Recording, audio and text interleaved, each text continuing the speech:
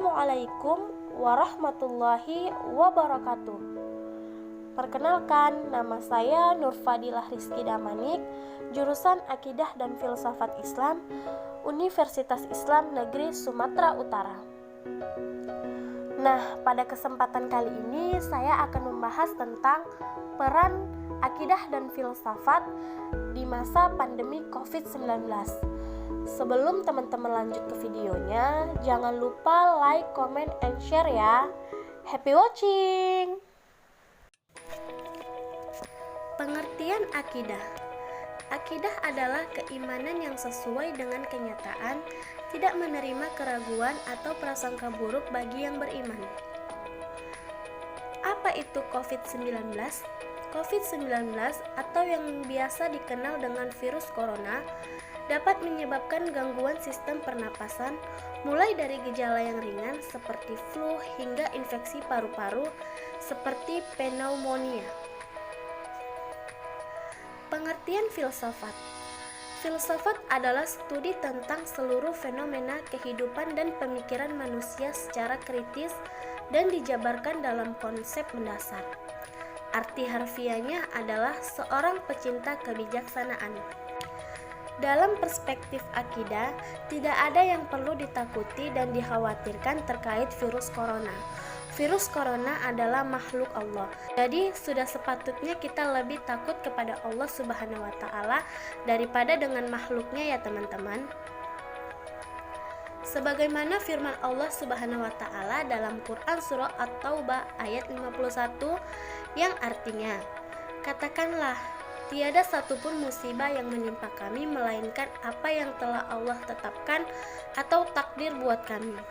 Dialah pelindung kami dan kepada Allah semata-matalah hendaknya orang-orang yang beriman berserah diri. Nah, jadi sebagai umat Islam, kita harus tetap meyakini bahwa wabah dan penyakit apapun itu pada prinsipnya adalah untuk tunduk pada takdir dan kekuasaan Allah Subhanahu wa taala. Namun, kita harus tetap berikhtiar untuk menghadapi wabah atau virus corona ini sesuai tuntunannya. Nah, teman-teman, cara untuk menjaga imun tetap stabil yang pertama adalah makan makanan yang halal dan thayyib. Makan makanan yang mengandung nutrisi baik yang dibutuhkan oleh tubuh. Jadi bukan hanya halal tetapi juga harus thayyib untuk tubuh kita. Yang kedua, istirahat dengan baik. Rasul pernah mengingatkan sahabat yang malamnya terus dipakai ibadah dengan mengatakan bahwa semua tubuh itu memiliki hak untuk istirahat agar seluruh tubuh tidak mudah rapuh. Jadi istirahat yang benar sangat dianjurkan dalam meningkatkan daya tahan tubuh. Yang ketiga, tetap optimis dan kontrol emosi. Kita harus tetap optimis dan berpikir positif ya teman-teman. Kita harus berpikir bahwasannya pandemi ini akan segera berakhir. Tetap jaga emosi, tidak perlu galau, cemas, apalagi panik dan marah-marah sampai memiliki pikiran negatif. Yang keempat, mengikuti aturan pemerintah.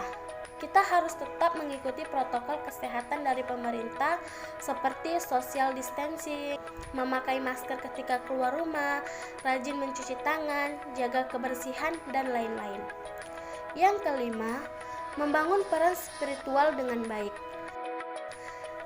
Kita harus membangun peran spiritual dengan baik seperti tetap sholat di rumah dan membaca Al-Quran.